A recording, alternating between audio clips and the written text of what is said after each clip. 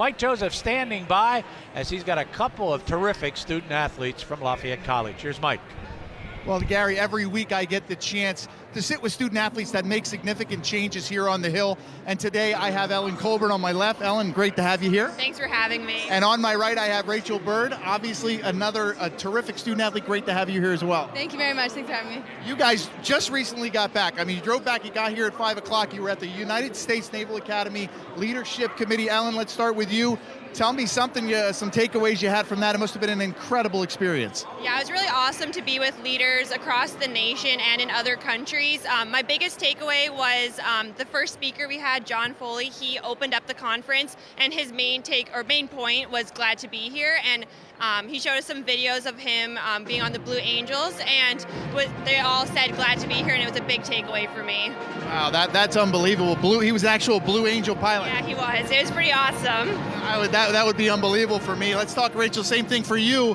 What was maybe one or two things that you took away from it? That has got to be something where you get so entangled with all the other students and everything, correct? Yeah, for sure. It was awesome. We had these breakout sessions with other student leaders from, in my group there was 4 Naval Academy students and a couple other delegates, so it was great to talk to them and learn from them and learn different perspectives of leadership outside of just Lafayette student athletes, which is really neat.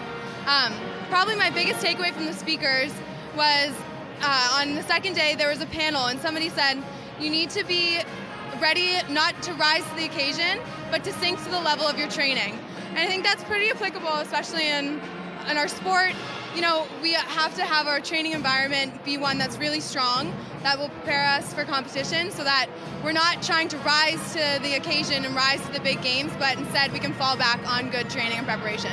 So these are things that you girls can not only use, obviously, in the classroom around campus, but you bring it back to your field hockey team as well, and that's got to be an unbelievable experience, especially as a senior for yourself, talking about field hockey as well. Just to bring those things back is amazing. Yeah, so I was fortunate enough to go to the Naval Academy last year as well, so that was a really big help for my leadership development. So this year I was trying to focus more on the future and how I can apply it to maybe not always field hockey, but my future career as well. Yeah, that's so much experience. Let's talk about Oaks Leadership. Oaks Leadership Academy, that is obviously you bring those things back, but things here at Lafayette, more hometown stuff. Tell me about the Oaks Leadership Academy, your involvement in that. Yeah.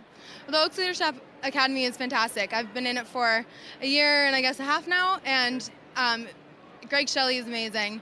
He's given us really great tips, built up our confidence as leaders, and he's really allowed us to have discussions with other student athletes who are not on our team, build up those relationships on campus. But also, I think, you know, given us the opportunity to do things like go to the Naval Academy and do activities that are in sports psych that we wouldn't usually get to do. So yeah, it's a fantastic program. Exactly, and you get to tutor young students as well. You get to kind of mix with everybody else. When you interact as a senior with some of the younger students, that's got to be really gratifying. Yeah, it's really awesome, especially with my own teammates. This year we had a group talk with all of the teams, and I thought that was really beneficial just to kind of say, this is what I think I'm doing well, this is what you're doing well, but this is what we can work on. And I think it's really important for your leadership group on your team to be close-knit and have an honest and open relationship with one another.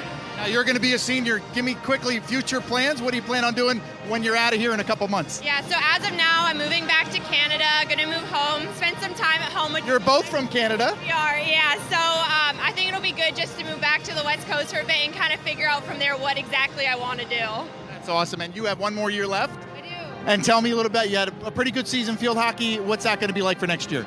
Well, I think right now we're just focusing on the spring. We just got back a few days ago, well, the team did, I guess, but into fitness testing and getting kind of fit, fixing, you know, fine-tuning skills, bonding as a team so that when we come back next season, we'll be really strong. And actually, we just got some pretty exciting news. We get to travel as a team this summer. So, yeah, so hopefully as long as everything pans out, it'll be quite an amazing experience and a good bonding experience for us as well. And you're going to miss Ellen as a senior, obviously. Quick, now we're going to go rapid fire, back and forth. I'm going to ask you a quick question. You answer as quickly as you can. Okay, we're going to say favorite professor. David Stiefel. Favorite class. Cultural anthropology. Yeah, it was a pretty awesome class. Favorite RCN announcer. Michael. Joseph. Say, I love my job, Gary. Back to you. All right, Mike, I think that was a setup as they must have come down from Canada to the warmer weather here.